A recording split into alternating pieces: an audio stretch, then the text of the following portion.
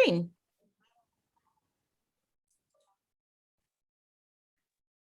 All right. Well, hello. Welcome, everyone, to the home buying workshop. My name is Terrence Rogers. I'm with Carrollton Bank. I'm the Senior Vice President, Residential Lending here at Carrollton. Been with the bank for 9 years and been in the real estate and mortgage business for about 24 years now. And also today with me, I have Maureen McEwen with St. Joseph Housing Initiative. And she's going to be here to provide some great insight on the home buying process. We're going to go over a lot of different things today, and definitely looking forward to having a great class. With that being said, I wanted Maureen, you could talk a little bit about the SJHI program and your mission. Sure. Well, first, thank you, Terrence, and thank you, Prosperity Connection, and thank everybody that is attending tonight for putting the time and energy into the important mission of home ownership. St. Joseph Housing Initiative is a nonprofit organization. We're about 3.5 years old. Simply put, our mission is twofold: stabilize neighborhoods and stabilize families through home ownership. So the way we go about doing that is purchase vacant properties that need renovation. We renovate them, and then we sell them to qualifying buyers that meet the low to moderate income household limits, and also agree to participate in our program and are first-time home buyers as well, meaning you have not owned a house in the last 3 years. Terrence will talk later about the house that we currently have on the market. We have a couple more underway, so I invite you to get a hold of me after this class, and I'd be happy to tell you about our properties and see if it's a good fit for you. We're currently focused in the Dutchtown neighborhood in South City. Our houses typically range from about 120 to 140. Perfect. Awesome. Well, thank you, Maureen. And I'm going to jump right on into the class. So I wanted to give you guys a little heads up or agenda on what we're going to cover today. I'd like to go over the mortgage loan basics. We're going to talk a lot about FHA loans, the features and benefits of FHA loans. We're going to talk about the down payment assistance programs that we have outstanding, things that are out there that you can qualify for, and then we're going to explore the home buying process just as a whole. And as Maureen mentioned, we have some real life examples of some properties that are up for sale right now, which are really exciting. One of the big things that happened when we partnered with St. Joseph Housing and Prosperity, one of the big things was coming up with programs and some different ways that we can assist with first-time home buyers. And the big thing with first-time home buyers, want to make sure that you're credit worthy, that you are ready to purchase, and you have the funds available. There's some misconceptions on when you buy a house on how much money you need down. If you were to ask your parents this question, how much money do you need to have saved in order to purchase a house?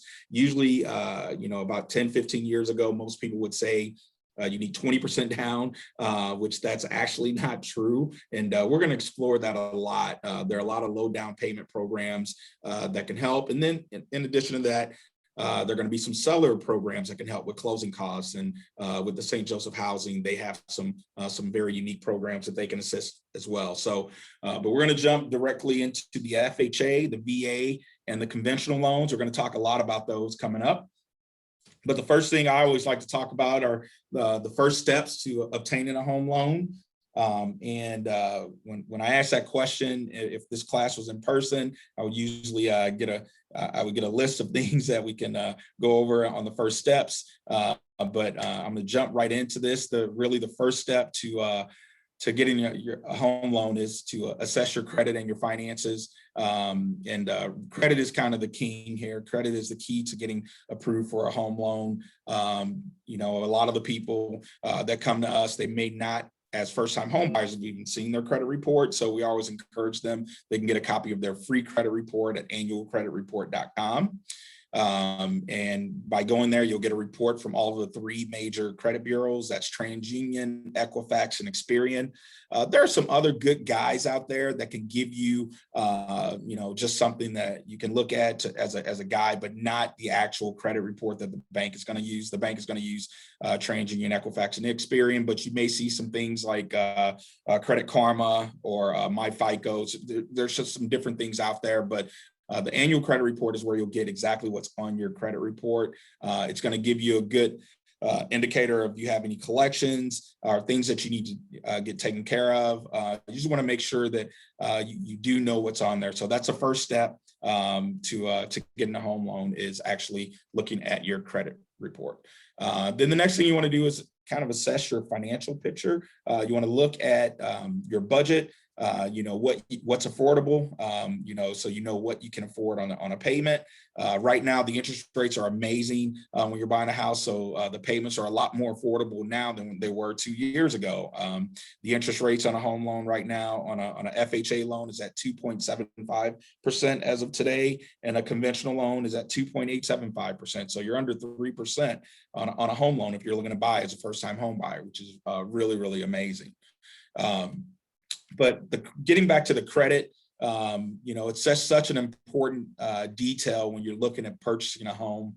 Who uses your credit score? Obviously, the credit unions, banks, they're going to look at those. You get more favorable terms the higher your credit is. So anyone that's bought a car, if your credit scores are in the 700s, you're going to get much better terms than if your credit scores in the low 600s or in the 500s. So the terms, how much you pay, it's huge that you have a good credit score. Insurance companies, if you go to get a cell phone, utilities, they all look at your credit. If you don't have good credit, they may require you to put a deposit down.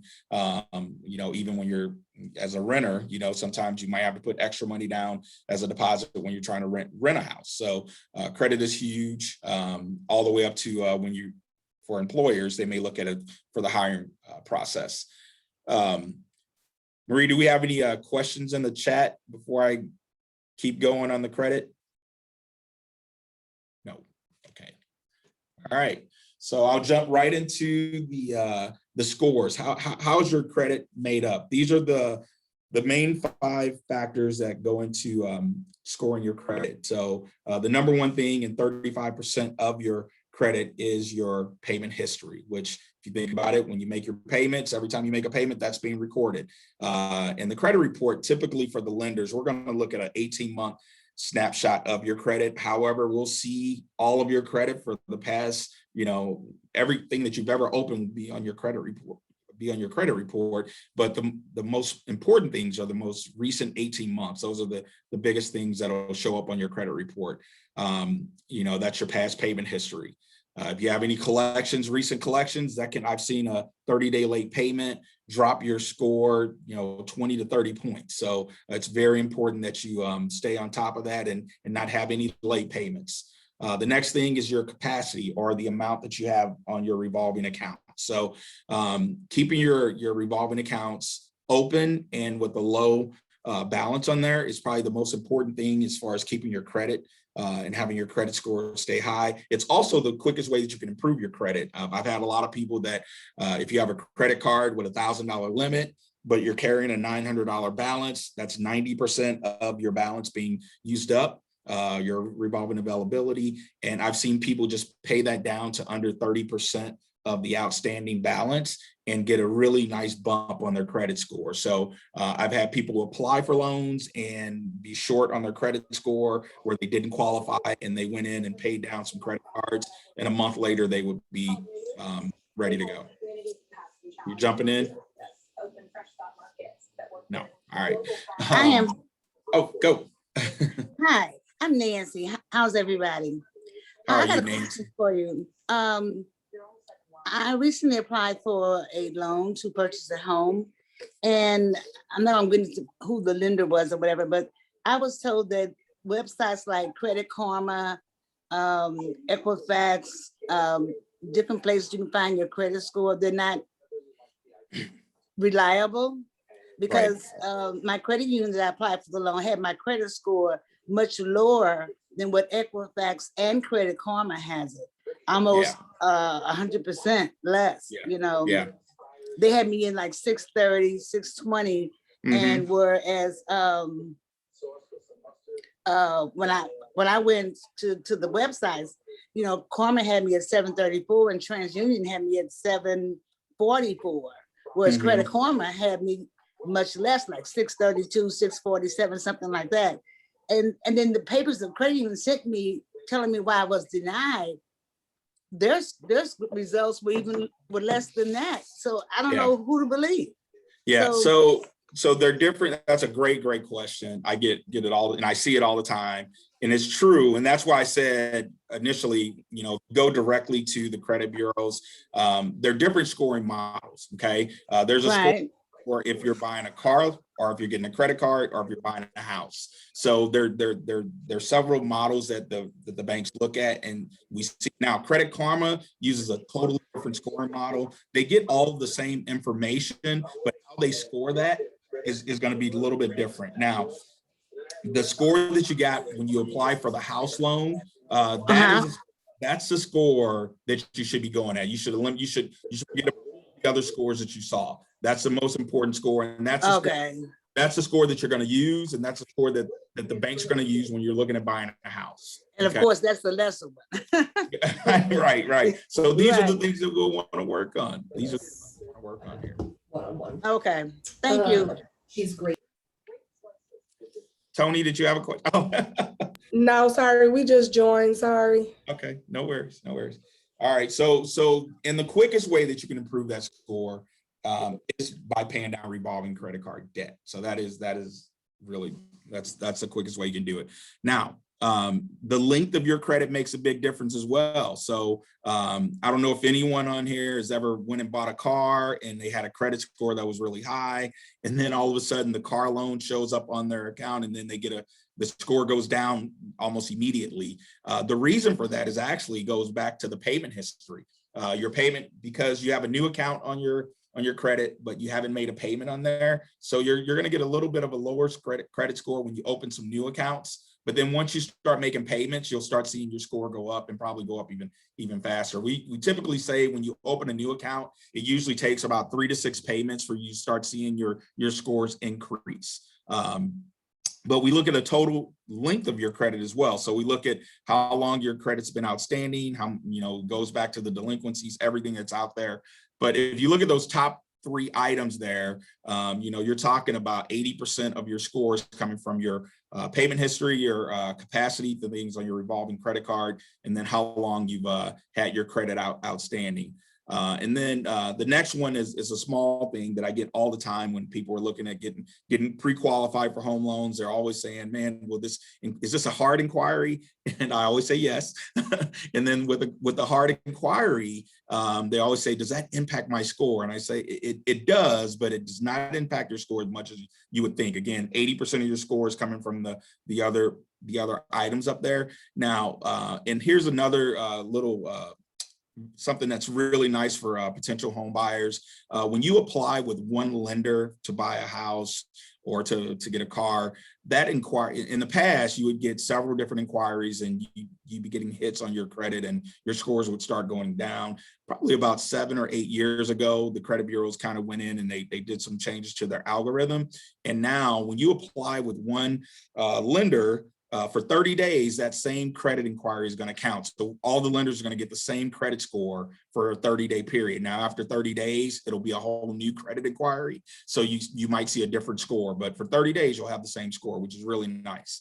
And then the last thing on your credit is just your diversification of accounts. So what types of accounts you have. Your installment accounts are going to be your car, your student loans.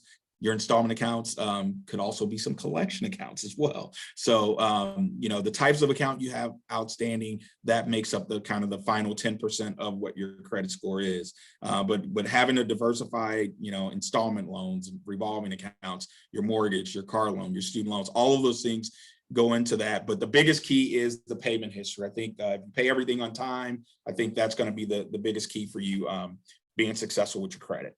Okay. Any other questions on credit? No. All right. Terrence? Yes. Marie has a question. All right, Marie, go for it. Get it to unmute. Ah. Oh, no. No, it We can hear you. okay, got you. okay, good. I don't know We what got you. happened to our internet. Sorry about that.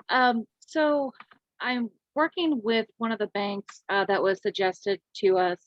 And according to my credit, with my student loans, Yes.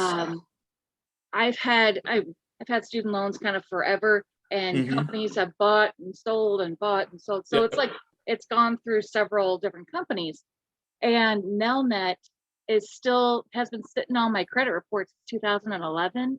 I've had a Mhm. zero balance with Nelnet since Oh, wow. 2011, but it's because they're still on my credit report. It shows I have like almost double the amount of student loan debt. So how do I fix that?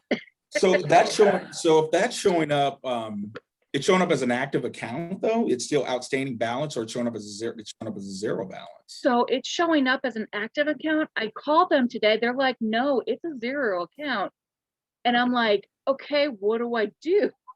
Yeah, So- if it's been that long, and I'm not, a credit expert by any means, but I know enough to make me dangerous. I'm thinking that you should be able to dispute that account then if it's showing up as an active account, an active balance, and you have proof that it's been paid. I think you can for them to delete or remove that account.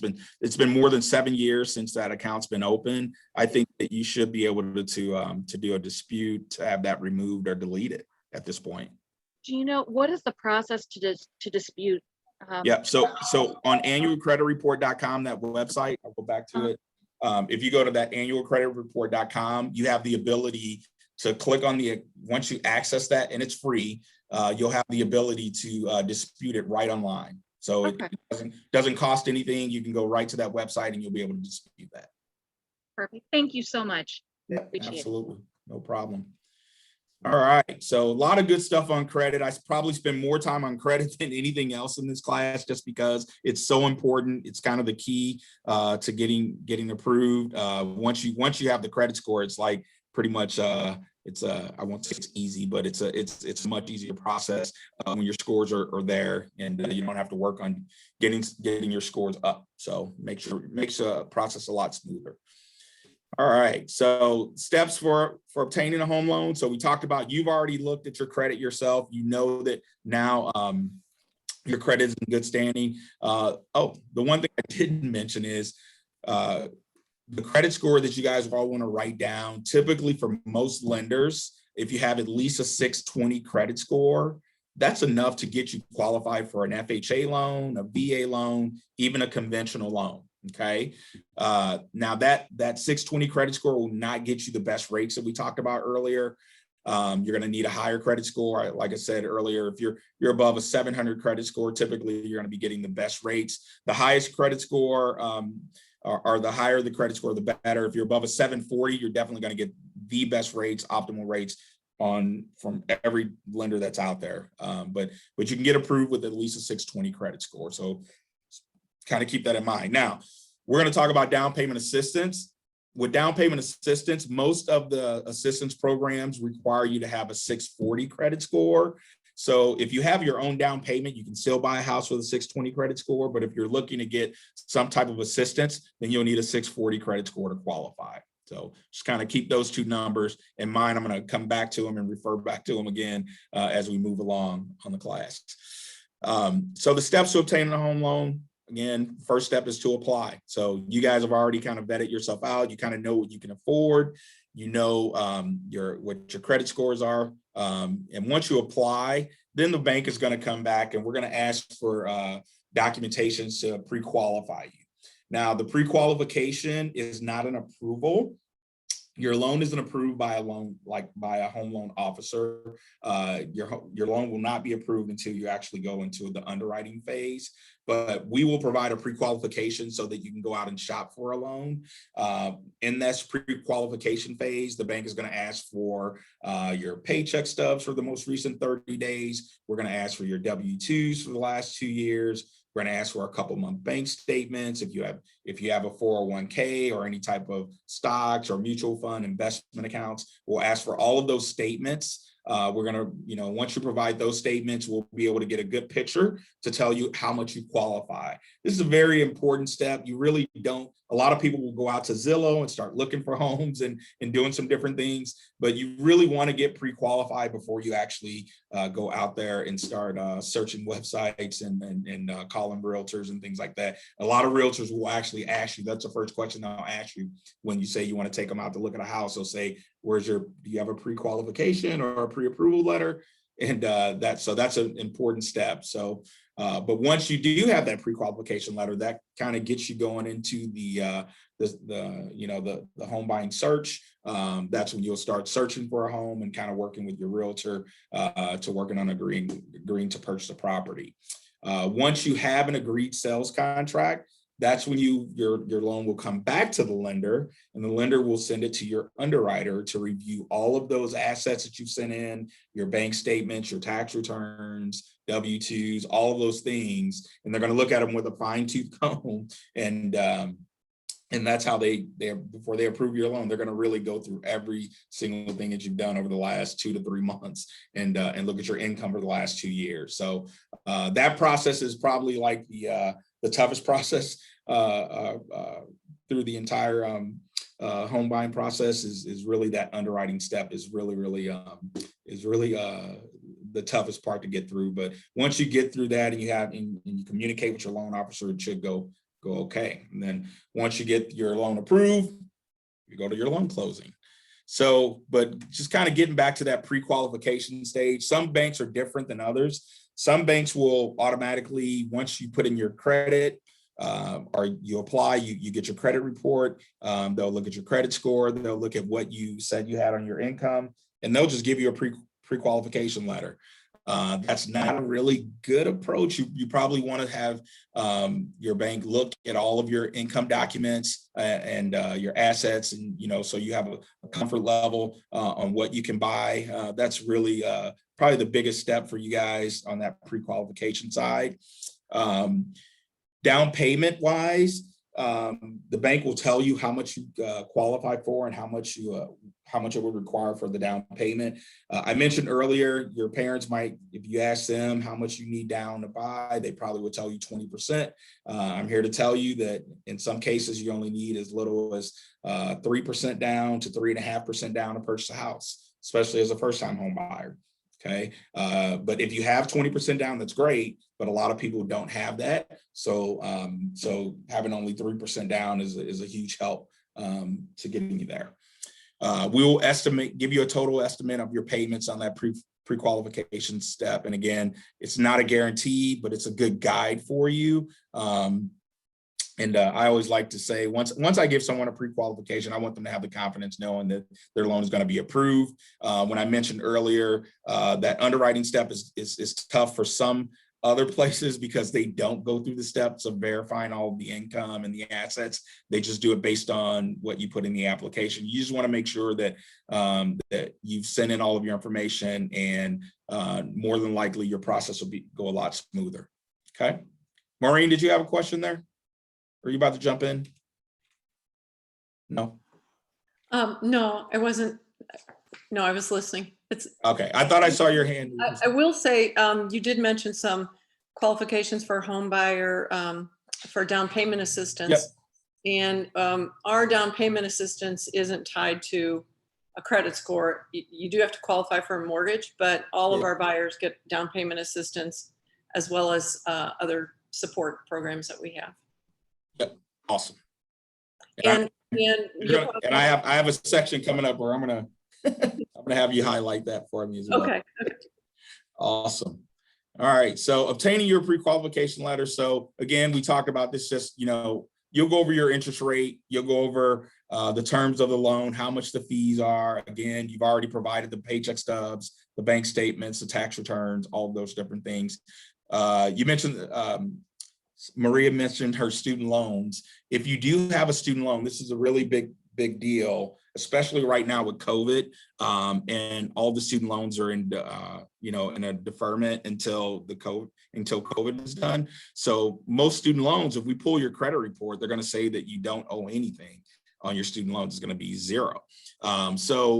But if you are on a income-based or income-driven repayment program, the bank will still consider whatever that payment is when qualifying you, which is very important, because if you're on a forbearance or deferment, the bank would use 1% of whatever your outstanding balance is. So if you owe $50,000 in student loans, the bank would use $500 as a payment, which that could really impact how much you qualify for. But if you do have a income-based repayment or income-driven repayment, on a conventional loan, we can use whatever that payment is. And it's whatever the payment was prior to COVID or what the payment's going to be after COVID. So, I've had a lot of people that were not on income-driven or income-based repayment programs on their student loans, and they've been able to call their student loan provider and get on a program. And once they're on that program, and that's going to be the payment going forward, that's really helped their buying power versus having a count of $500 payment on their student loan. So it's a really big deal.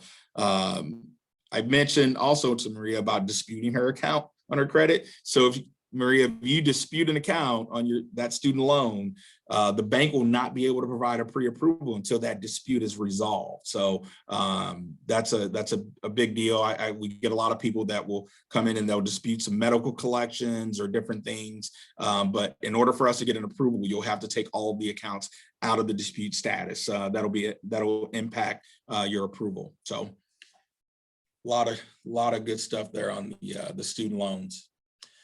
All right, so kind of moving on. So we talked about pre-approvals, and then I just mentioned programs. So here are the available programs. We have government agency programs. That's the FHA loan. You guys may have heard of FHA. It's Federal Housing Authority, and the VA loan.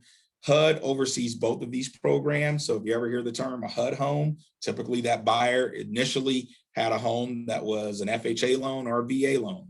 HUD oversees all of those. So those are your government agency loans. The benefits on a FHA loan, I'm going to dig into those, but the biggest thing is you only need a 3.5% down payment. You can have a lower credit score as low as a 620. Actually, some banks go all the way down to 580 on pre-COVID. Since COVID, most people have the credit scores have increased, but pre-COVID, there were banks that went all the way down to a 580 credit score on an FHA loan. Same thing on a VA loan. VA loan is for your veterans. If you guys are a vet, you can do 100% financing, so no down payment as a vet. So you can go out and buy a house, and if the house is $100,000, VA with a VA loan, you'll get a $100,000 loan, which is amazing. Okay. I think I just added someone there. And then we have the government sponsored loans. These are your traditional loans here, your Fannie Mae loan or your Freddie Mac loan. Fannie Mae are that's your conventional loan. You guys may have heard of them. It's kind of like Sallie Mae on the student loan side, but it's a government sponsored program. Fannie Mae probably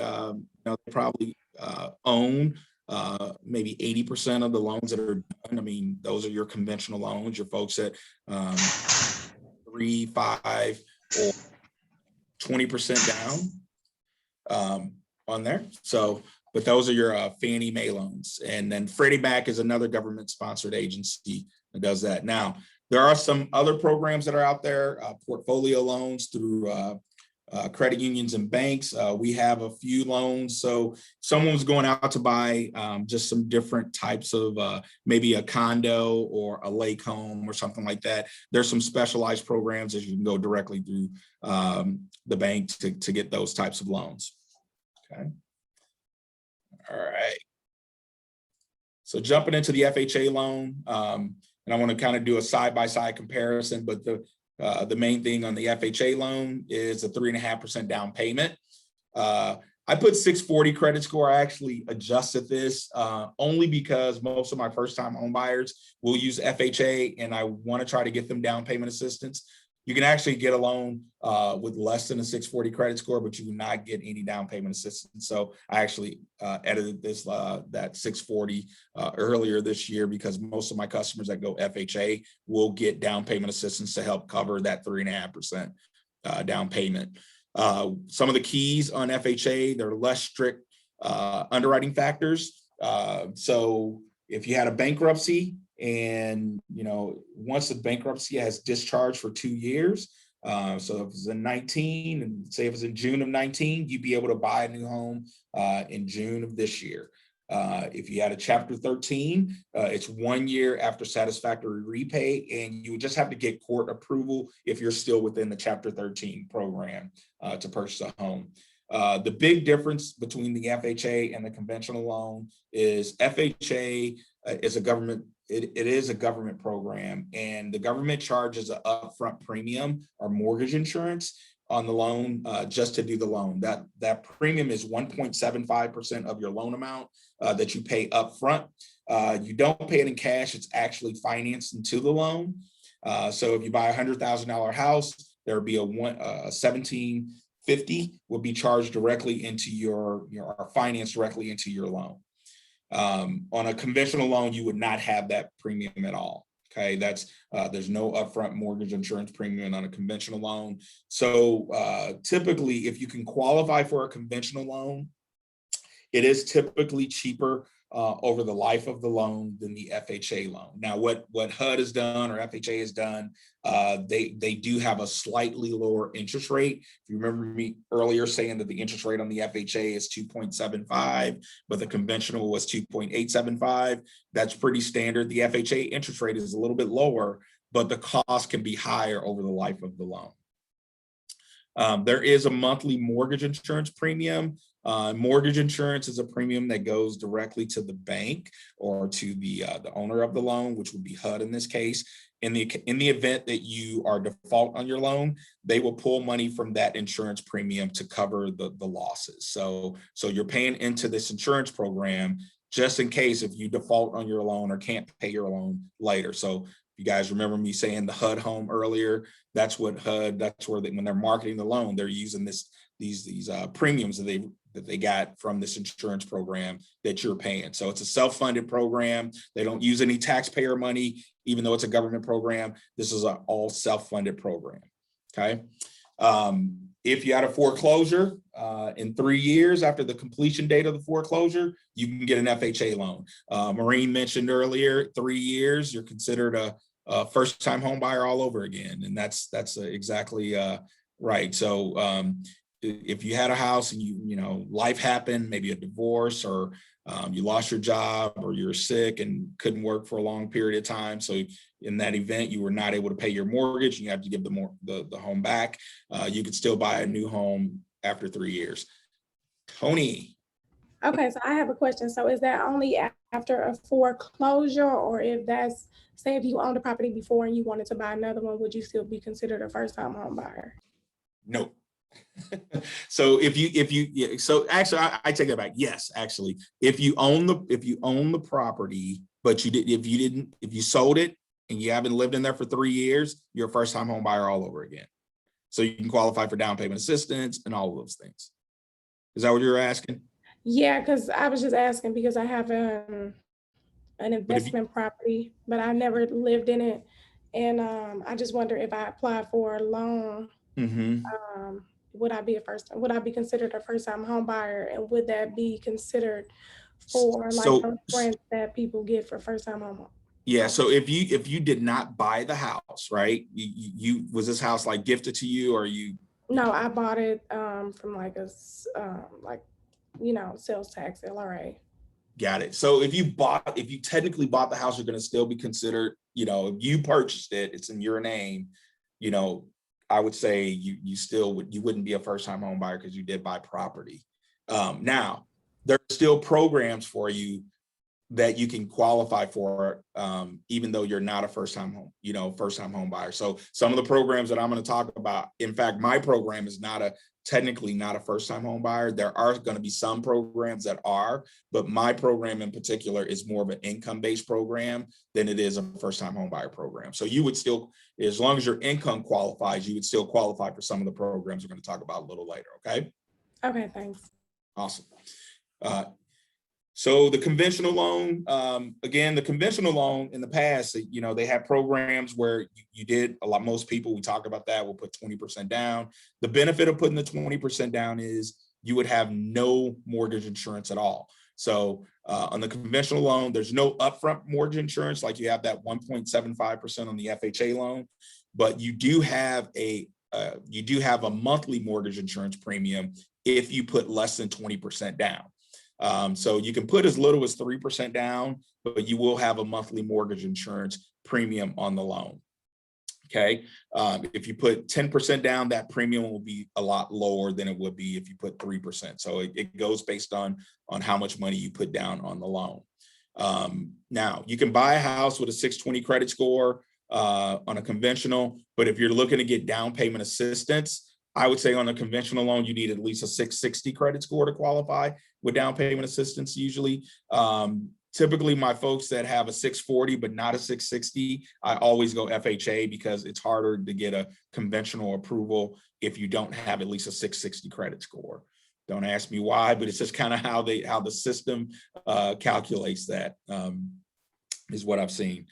And they're a little bit stricter guidelines. So on a bankruptcy for the conventional, you need 4 years to be discharged for 4 years. And on a Chapter 13, you have to wait 2 years after a satisfactory repay and okay from the courts to qualify. Nancy, you got a question? Hello? I'm trying to. All right. Maybe not. All right. I couldn't. No, I didn't want anything, Terrence. I was Okay. doing something with my hand. I'm sorry. See, I'm seeing all of this, right? I see. I don't want you to miss. All right, good stuff. I know. Thank you. All right, no worries. All right, Royston. There we go. Royston, Yes, sir. how you doing? I'm progressing. I have a question. All right. If you have a credit score lower than a 600, are you saying you're not qualified for any of these home buyer programs at the moment? Correct. So yeah, if there are some lenders that can actually go under 600, I mean, go as low as 580. But the programs that I'm talking about, which they're coming up here in the next couple slides, we're going to go into down payment assistance. For the down payment assistance programs, you definitely going to need to have at least a 640 credit score to qualify for any of those. I've seen some programs, sometimes it's very rare. So I put the 620 up there because I've seen people get approved for 620, but it's very rare that you'll get the down payment assistance programs. If you have less than the 620 credit score, actually a 640 credit score. Now, if you have under a 600 credit score, I would recommend working with Prosperity Connection. They have some amazing credit coaches over there that can assist with getting your credit scores up. Because if you have under a 600 credit score, you're going to pay so much more in fees and rate and the cost of doing that. I would want you to work with someone that can get your scores up so that you can take advantage of some of these programs and the much lower interest rates and much lower costs. Okay. All right. Can I ask you one more quick question? Absolutely. All right. This is it goes with home buying, but it's more of home repair. Is it possible after the class, maybe you can open the floor to it, that you could refer me if I needed some sources repairing a home? You can steer me towards some sources on repairing one. So like on a home like an improvement loan, or are you just talking? Is that what you're thinking? Both. Let's just go both. Okay. Well, I will tell you there are a lot of I can just cover this real quick. So on the home improvement loans, so at St. Louis Community Credit Union is a great partner of Carrollton Bank. In fact, I refer all of my customers that are looking to do home improvement loans. Now, it has to be your primary property. You won't be able to do anything on the investment side with St. Louis Community Credit Union. But if you're just looking at fixing up your current home, they have an amazing program where they can go up to 90% of the loan value. I think they have a loan that also goes up to 95%. That's really helpful for doing improvements to a home. Now, if you're talking repairing or like doing flips and things like that, that would be more on the commercial side, and that would be a different class than this one. Okay. All right. So I'm going to jump into the benefits of the FHA loan. Again, just going over that, the low down payment. Remember, I talked about you can have a 580 credit score, but you just won't qualify for any of the down payment assistance programs. So I wanted to make sure that I did show you guys that the 580 credit score is still out there and you can get a house. You just wouldn't qualify for the down payment assistance programs. The 3.5% down payment, those funds can be gifted to you for the entire amount. And then you can use all the down payment assistance programs that are out there. On the conventional side, if you put 20% down, and you have enough, if you've saved some money and you qualify for down payment assistance and those funds add up to 20%, you can actually eliminate mortgage insurance. And then in most cases, because you don't have to pay the upfront mortgage insurance premium, and because on the mortgage, on the PMI or private mortgage insurance on your monthly payment, it actually drops off on a 30-year loan, usually in about 7 years. So in most cases, there's going to be a benefit to having the conventional loan. Okay. All right. So getting to the fun part, that was all kind of the meat and potatoes. This is the actual fun stuff right here. The down payment assistance program. So here are some of the approved agencies. I'm going to talk about one that I have here at our bank. It's a private bank program that we have. It's called Down Payment Plus. It's a program where you can get up to $6,000. You do not have to be a first-time home buyer to qualify for this program. You just have to meet the income limits, and you have to complete a class, and you have to contribute funds. And I'll go over those a little bit more in depth a little later here. You have in Missouri, there's a first-time home buyer program called the First Place program with MHDC. In Illinois, it's IDA. It's also a first-time home buyer program.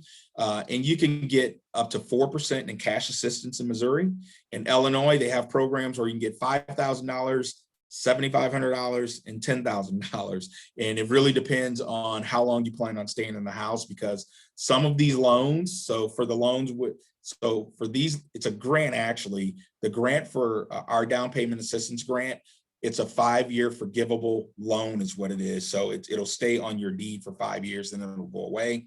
For Missouri, theirs is a 10-year period that it'll stay on the loan, and then it'll be forgiven after 10 years. In Illinois, they have a program that they'll forgive after 5 years. They have a program they'll forgive after 10 years, and they have a program that they'll forgive after 30 years. So, so there's several programs that are out there, for down payment assistance. Again, all of these programs, you need at least a 640 to qualify for the down payment plus, the MHCC, and the IDA program. Now, there are also programs that you can get through the city and county, St. Louis County, Better Family Life, Beyond Housing, Urban League, Community Action Agency of St. Louis County. They all have programs. Lee May Housing. There's several agencies that are nonprofit that administer these St. Louis County programs. Right now, the St. Louis County program is not a forgivable loan. It's a loan it's a $3,000 loan in St. Louis County that'll stay on your property until you sell your property. In St. Charles County, they have a program where they'll give up to $5,000. And that loan, theirs is actually a 5-year forgivable program, similar to our down payment plus. Okay, so on all of these, I'm just saying that you need a middle credit score of the 3 to be at least 640 to qualify. Now, they don't technically say that for the city and county programs. I think they'll take a 620 if you can get an approval. I'm just telling you right now, we have not been able to get many approvals with down payment assistance if you're below 640. So that's where that number comes into play. Now, the really cool thing, in addition to these down payment assistance programs, you'll be able to get assistance from the sellers in a lot of cases. So as Maureen mentioned earlier, her program isn't a requirement of credit score. You can actually get their down payment assistance without the credit score. Is that right, Maureen? That's correct. Just to clarify, we do structure it as a 5-year forgivable loan. Okay. And the reason we do that is because we want our buyers to start building some equity and stay in the house for at least 5 years and also become part of the community. Perfect. And one point to mention is this correct, Terrence, that they could get down payment assistance from me and get it from you? Yep, absolutely. So the really cool thing is you can get that from Maureen. You can get the Down Payment Plus program. You can get, if there are funds in the city, you can get funds from the city. You can actually stack all of these programs together. I wouldn't recommend doing it that way. There's some reasons for that that I'm going to go over when I jump into these next couple slides. But yeah, you can actually stack all of these programs along with the program that St. Joseph Housing has with them on their homes. So it's really cool. So kind of digging into the Down Payment Plus program. So this is a program at Carrollton Bank.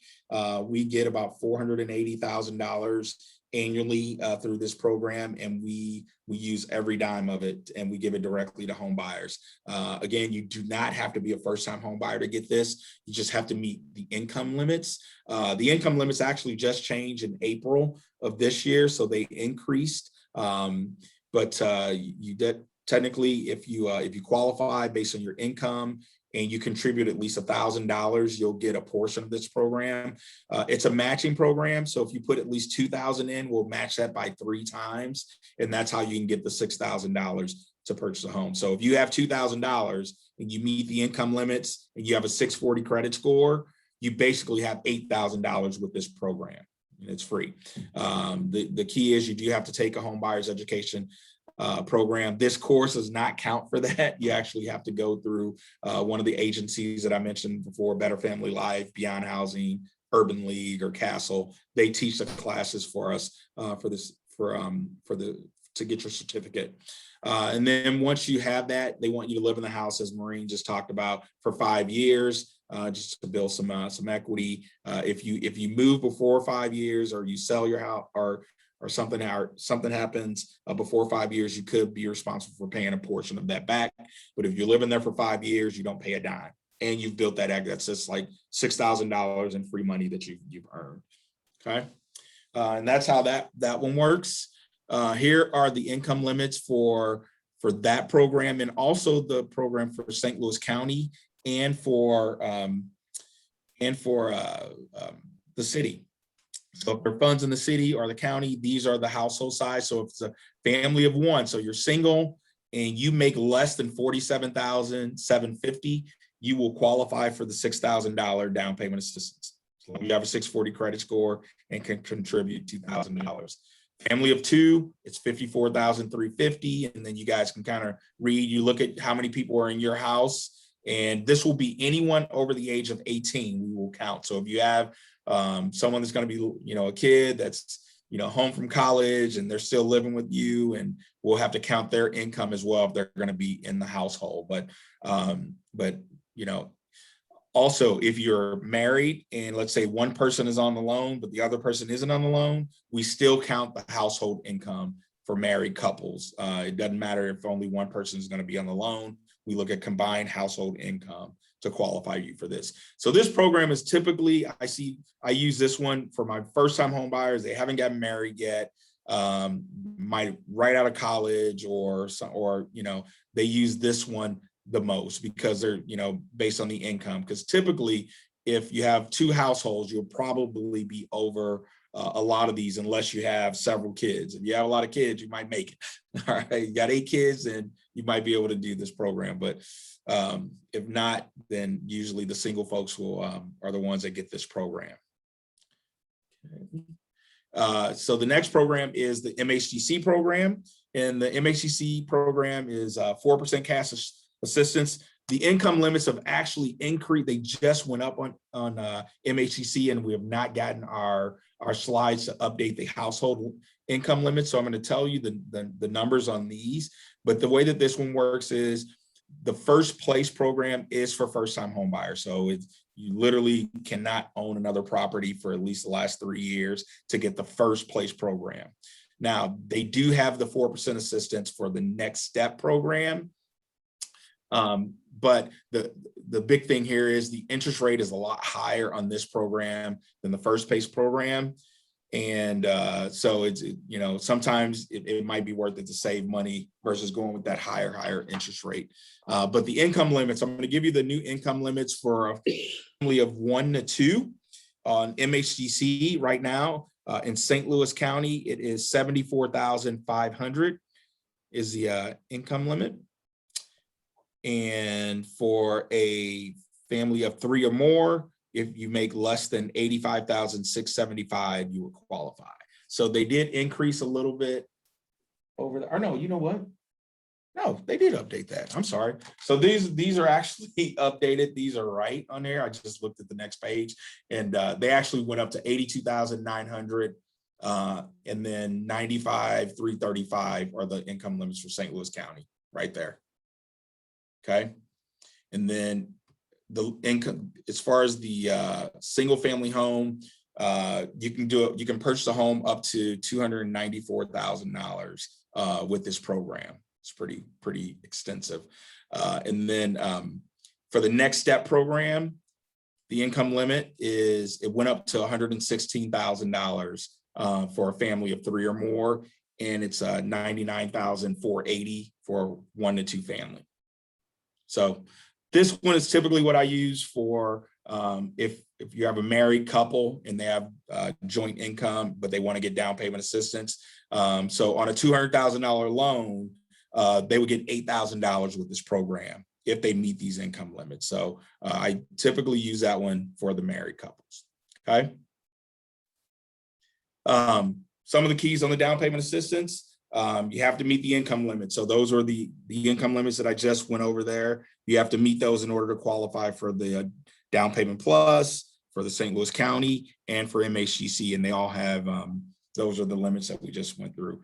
All the programs will have you contribute at least $1,000 to the purchase of the home, participate in the home buyer and financial literacy counseling, and you have to live in the house is your primary residence. Those are kind of the keys. We mentioned earlier, you could actually combine these programs. So I've seen people get as little as $3,000 with St. Louis County, or combine MHGC in St. Louis County, or MHGC St. Louis County and our program, and get up to $15,000 in assistance. So it's really, really cool. Okay. Any questions on down payment assistance? You said that maybe it's not such a good idea to combine too many of them. Can you go over that? Yeah. So what is the reason I say that is you actually, if you just get St. Louis County funds and our down payment plus fund, the interest rate that I mentioned earlier was 2.75 on an FHA loan. The rate on the first place program is 3.25. For MHGC. So a lot of times, if you can qualify for the other programs, I won't add MHGC to it, okay? Because the interest rate is higher and the cost will be higher. The only time I really use MHGC is if the income limits are over. But if your income limit's over, you're not going to get the other program. So I typically combine the down payment plus with St. Louis County or city funds if they're available. But not the MHGC, unless a customer is just like absolute, because if you qualify for down payment plus and the city funds, you automatically qualify for MHGC. You're just going to be paying more money for it. Does that make sense? Yeah. And Okay. are there particular times of year, just like the city run out of the funds after a while? Yeah, and the you have city, to- yeah, the city is very, so St. Louis County hasn't ran out of money, and I don't know, it's probably been 7 or 8 years since the last time I've heard them say that they don't have any money in St. Louis County. I've never heard St. Charles County run out of money, never heard Jefferson County run out of money. MHCC, I haven't heard them run out of money, but the city does run out of money. In fact, I don't even know if the city has money right now.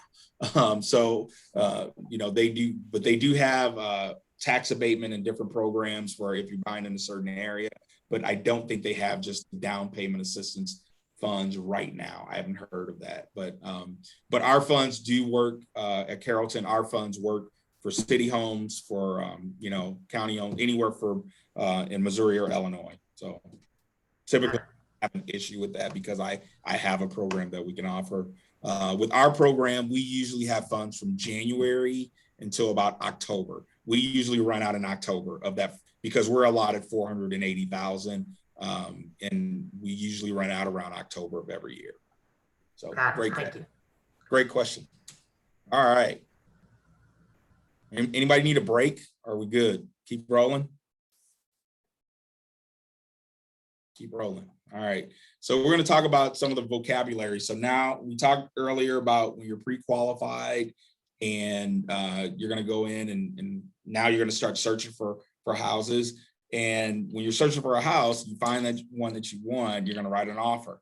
And that offer is the sales contract. So you'll work with a realtor, and the realtor will put together, it's a legal contract that they'll put together where you're asking for, you know, saying this is the amount that I want to pay for the house. You're going to ask for certain things to be fixed on there, and you want an occupancy permit. There are certain things that you're going to have within that sales contract. The main thing is going to be the price of the house that you'll come to an agreement with the sellers on. So right now, this is a heavy seller's market. You might have heard that on the news or talked to a realtor anywhere. In the past, you've been able to get the sellers to give you furniture and appliances and closing costs and everything. But right now, with it being a seller's market, you have way more buyers than you do homes available because the inventory is very low. The sellers are not as willing to give closing cost assistance and different things.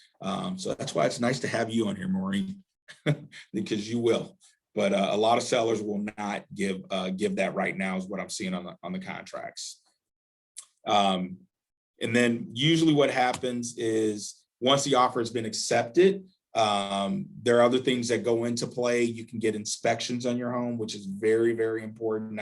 I've been seeing people, because it is such a competitive market, people have been waiving inspections and appraisals. So meaning if they're not doing inspections at all right now, and sometimes they're waiving the appraisal rider, meaning that if they agree to buy the house for $150,000, but the house appraises for $130,000, they're saying that they're still going to buy it, which I don't recommend at all. I would always try to get an appraisal rider because you don't want to overpay for a house and have a bad investment. As the banker, I'm always looking out for you. And if I get a contract over, I would always say, hey, where's the appraisal rider, because you want to have that as your protection to make sure you're buying a house that you're not overpaying.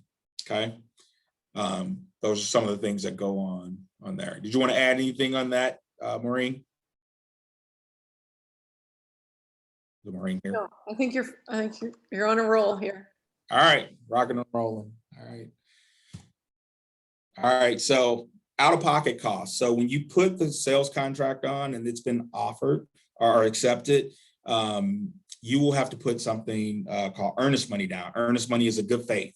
That's the money that you put down to hold the property. That lets the seller know that you're a serious buyer. Typically on a $100,000 house, you'll see someone put down around $1,000 up front. So if you remember earlier, I talked about you needed at least $1,000 into the transaction to get up to $3,000.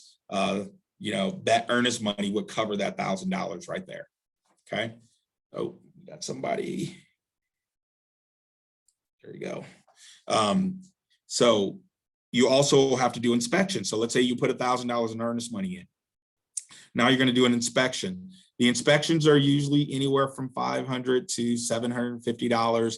I've seen inspections go all the way up over $1,000. If you get, there's so many different types of inspection. You got your building inspection, you got your sewer lateral inspection, you have a termite inspection, you have radon inspection. So there's so many different inspections that are out there. And that's when you will work more with your realtor and they would determine what you would need.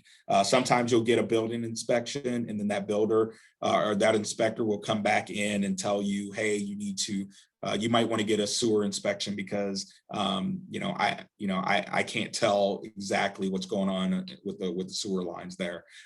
Your inspector that you get will want to be ASHI certified. That's very important that the inspector is ASHI certified with the state. That means that they're licensed and they're a professional and they'll be able to, they've been certified that they can handle your inspection. But you would pay for the earnest money. You would pay for the inspection along with the earnest money. So let's say you put that $1,000 in and now you've paid $500. So right there, you have $1,500 in upfront or prepaid costs that you would pay before you even close on your loan. Okay. Now the appraisal, some banks will require you to pay the appraisal as well, but you wouldn't get the appraisal done until you've actually cleared your inspection. A lot of times if the inspection comes back, there might be, 5 or 6 things that are really big items that you want to get taken care of.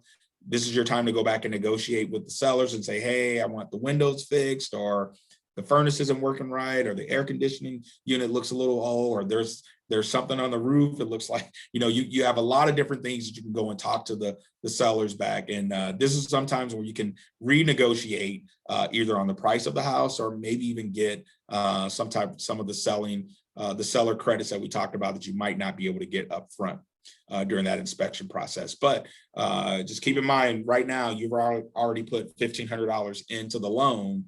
So you're you're just $500 away from that $2,000 that we talked about to get you the $6,000 on the down payment plus program, which is really cool.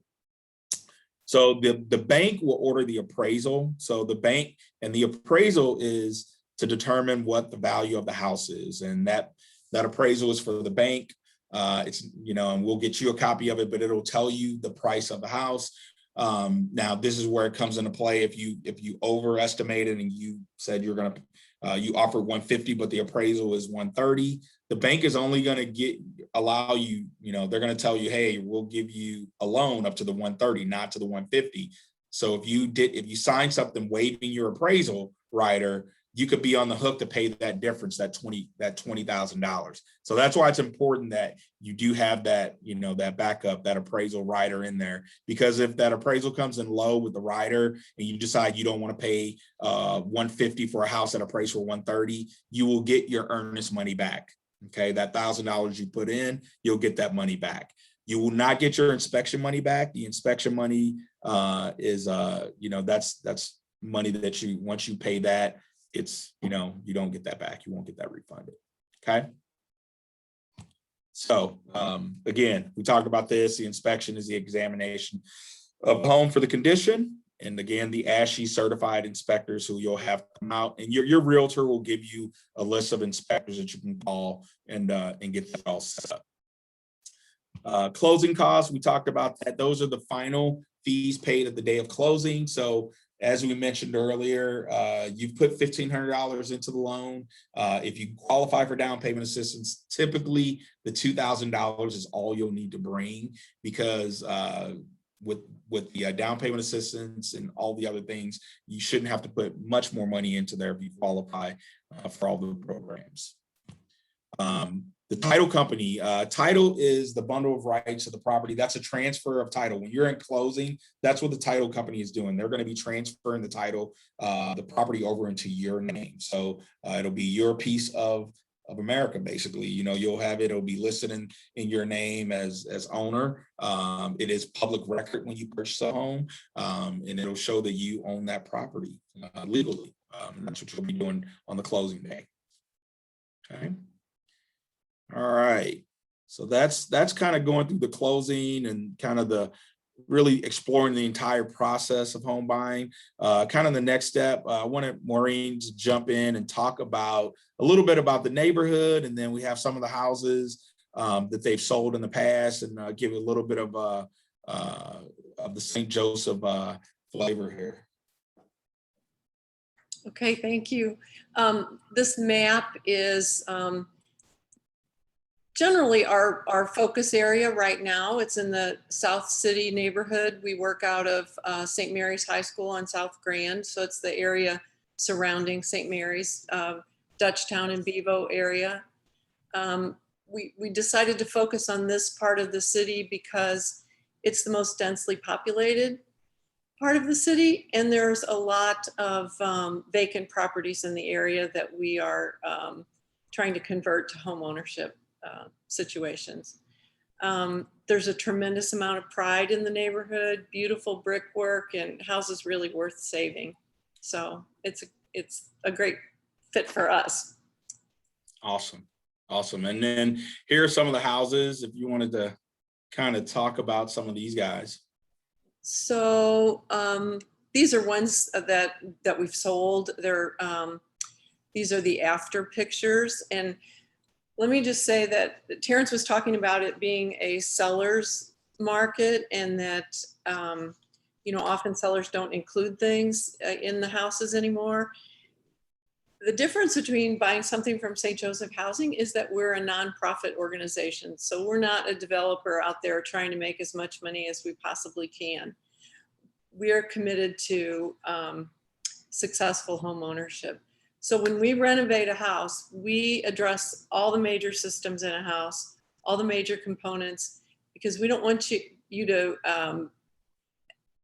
a year after you buy the house, to be deciding, do I want to put on a new roof or do I want to pay my mortgage? We want you to be there for a long time and to be happy in your house. We also include new appliances, including washer and dryer, in all of our houses. And even as far as landscaping, all of our houses are landscaped. And I'm really proud of each one that we've done. This little one on the bottom of the page, I think you have a bigger picture of that, Terrence. That's the one that we have available right now. There we go. There you go. It's charming. It's a really, really delightful house. And we're just putting the finishing touches on it this week. So it is ready to show now. That was, it didn't look like that when we bought it. Let's just say that. It's got Yeah, did we have some of the before pictures? I should send them. Right. It's new kitchen, new baths, all new heating and cooling and plumbing, and new windows, and you can see it's landscaped. The backyard's wonderful. Even includes raised beds. So it's a And great. that one's the one that it's listed at 135 right now, right? 135, and it's on a very nice, sweet. There's the inside there. And then here's the back. There's the back. Really nice. Really nice. So in addition, Maureen mentioned earlier, it's just not, buying a house sometimes can be transactional. And what they are trying to do at St. Joseph Housing is it's going to be more of a relationship, and it's ongoing, and they're building the neighborhood. So it's really, it's a really cool program. They're there along with the folks that they're going to stay there, and they're going to have, they're going to be invested in the community, and which is really cool.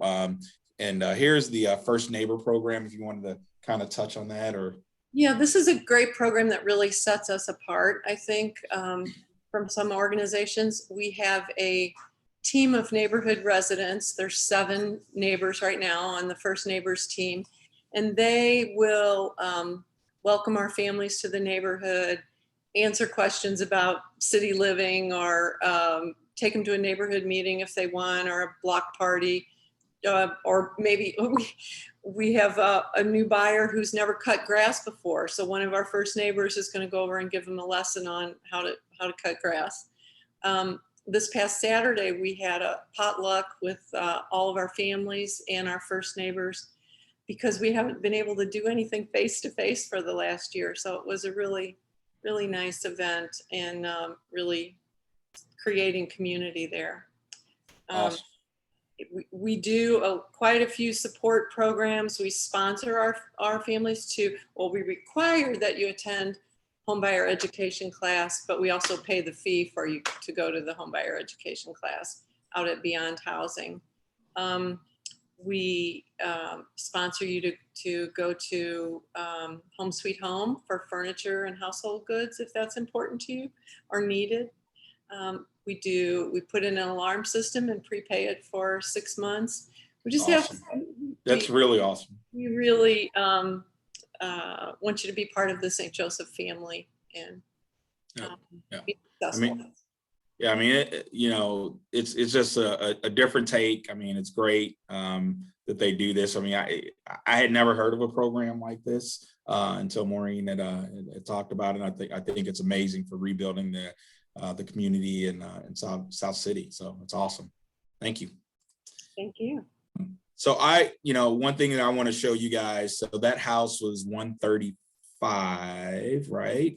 So I wanted to kind of give you what the estimated payment and the cash to close on that house. So you just keep that in mind for $135,000. Now I did pull the taxes on here, so I actually have the accurate taxes in here. So the taxes were really, really low on that property. I don't know if it's been reassessed or not, Maureen. You know what? We actually have applied for tax abatement on all of our properties, including this one. So. All right. So the payment that I'm going to quote is probably going to be about $90 higher than what it'll be if the abatement is approved, correct? So it would be a 10-year tax abatement. Yeah. So meaning you wouldn't have to pay taxes on this house, real estate taxes for 10 years. Well, you do pay taxes, but you pay it based on the assessment before the improvements. Okay. So that will stay low then. Okay. So it will stay a very low tax payment. Yeah, after 10 years, that's quite a bit of savings. All right. So I want to say that the taxes were around $800 for the year on there before the improvements, correct? That's right. Correct. So that's the number that I used on this. So with the sales price, the interest rate today, 2.875 is what I used.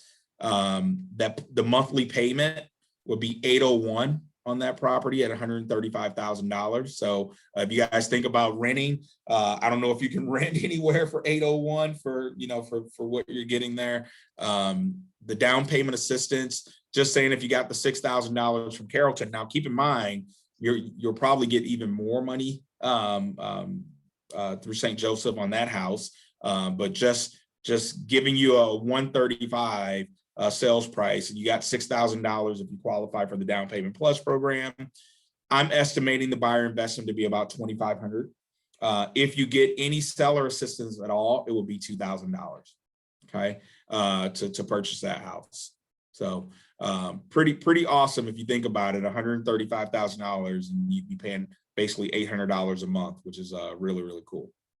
Okay, so that gives you guys kind of a baseline to think about on what you would need to pay. All right, any questions? We got one. You want to unmute? How do you unmute? Can't hear you. Who are we trying to unmute? Nancy, Myself, yeah. Okay, there we go. Okay. Right. Are the homes that St. Joseph Housing offers, are those prices negotiable? Or if they say 135, that's it? There's no negotiating on my part against me and the seller, which would be St. Joseph's, I guess. I won't say that they're not negotiable. Okay, thank you. That's enough. I mean, if you want You to don't say anymore. at that price, we're not making any money.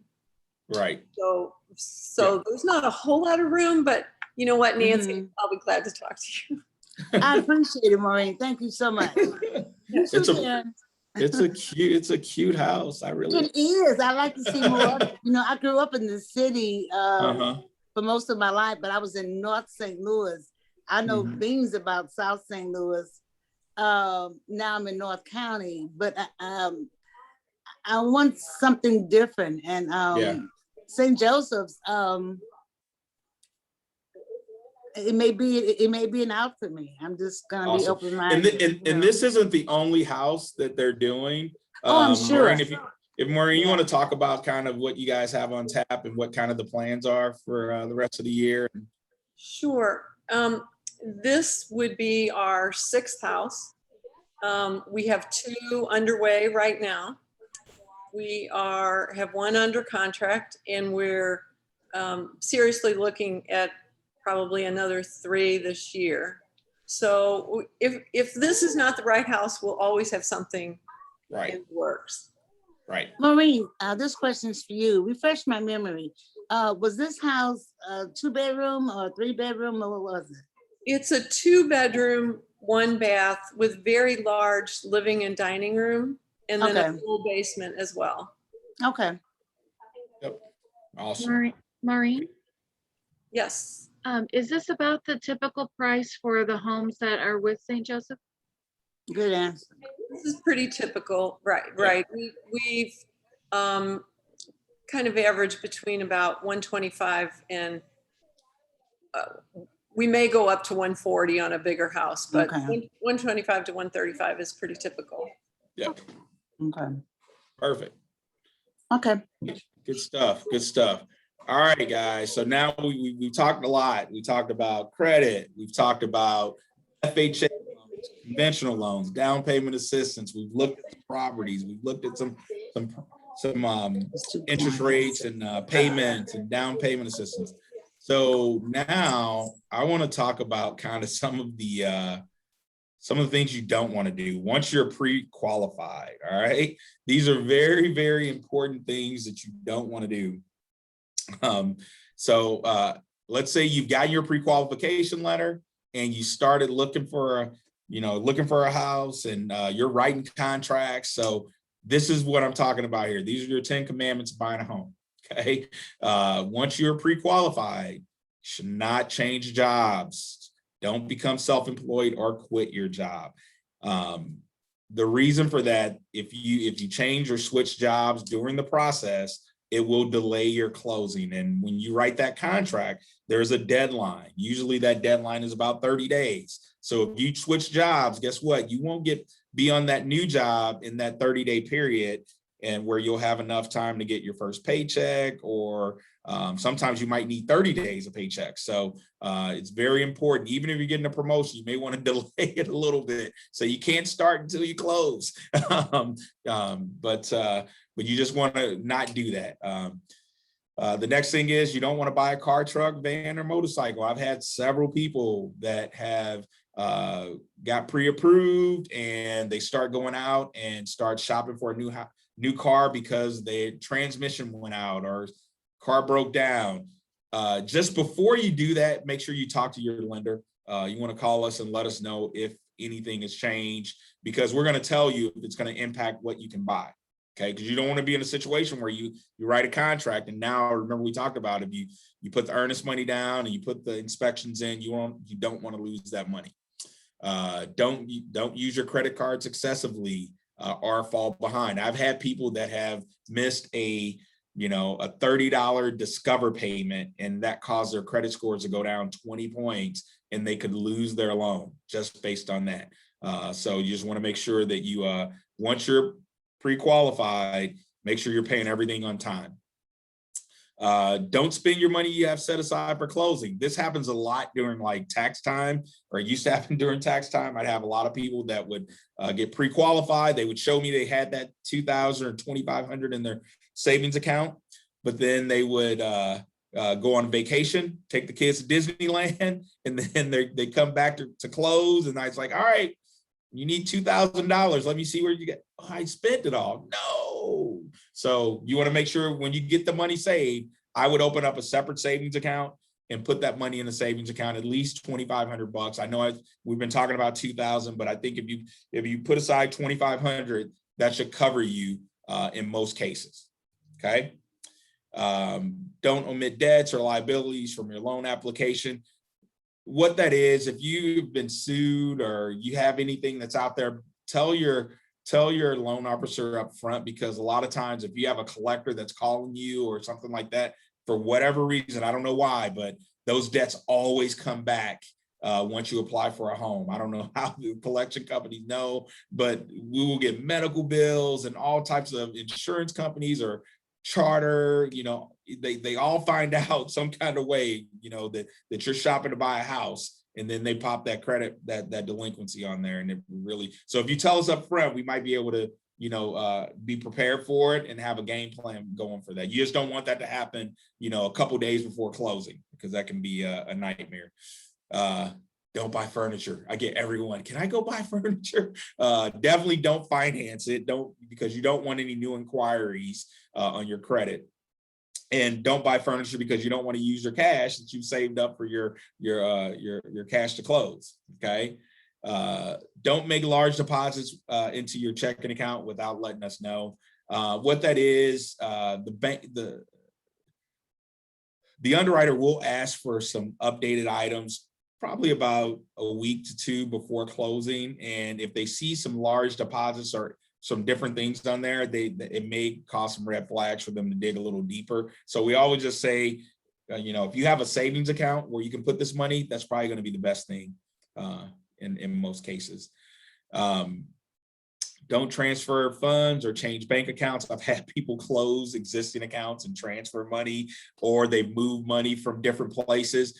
We have to get a paper trail on everything. This is the Patriot Act. It's not me, it's not the bank, it's literally the laws. Because if you remember, these are government sponsored loans or government backed loans. They want to make sure that the money is legal money. So literally, if you move money around and switch money from account to account, we have to get copies of all of those accounts. And that's probably what makes the process really, you know, really hard and difficult for a lot of people. But again, you guys won't do any of that stuff because you know today not to do it. Do not co-sign on a loan for anyone. And Maureen, you know this story. I've told it a couple, you know, probably 3 or 4 times, but I had a young lady that was all ready to go. We had actually sent the loan commitment letter out to close on the loan, and an inquiry pops up on her credit report about 3 days before closing. And we go back and we say, so there's an inquiry for a car loan. You didn't buy a car, did you? She's like, no. I was like, oh, great. That's great. I just co-signed for my ex-mother-in-law. What? So she literally co-signed on a loan. We had to count that payment against her debt to income ratio. Luckily, I mean, she didn't close in 3 days because we had to do some work on there, but luckily that seller allowed her, gave her some time. She ended up getting the house, but she didn't buy it 3 days later. It took her another like 2 weeks for them to figure out how to move some other things around to make the deal work. So don't ever do that. That's not good. Okay. So those are the kind of the 10 commandments. Those are the things that you don't want to do once you're under contract and you're ready to go. But you guys are the big keys here tonight are, you know, the credit, making sure you're above a 640 credit score, saving at least $2,500 in cash, and then also just making sure that your income qualifies for some of these down payment assistance programs. So you don't need 20% down. You can buy a house. It's not very hard. If you guys want to write down my phone number, I'll give you my number right now.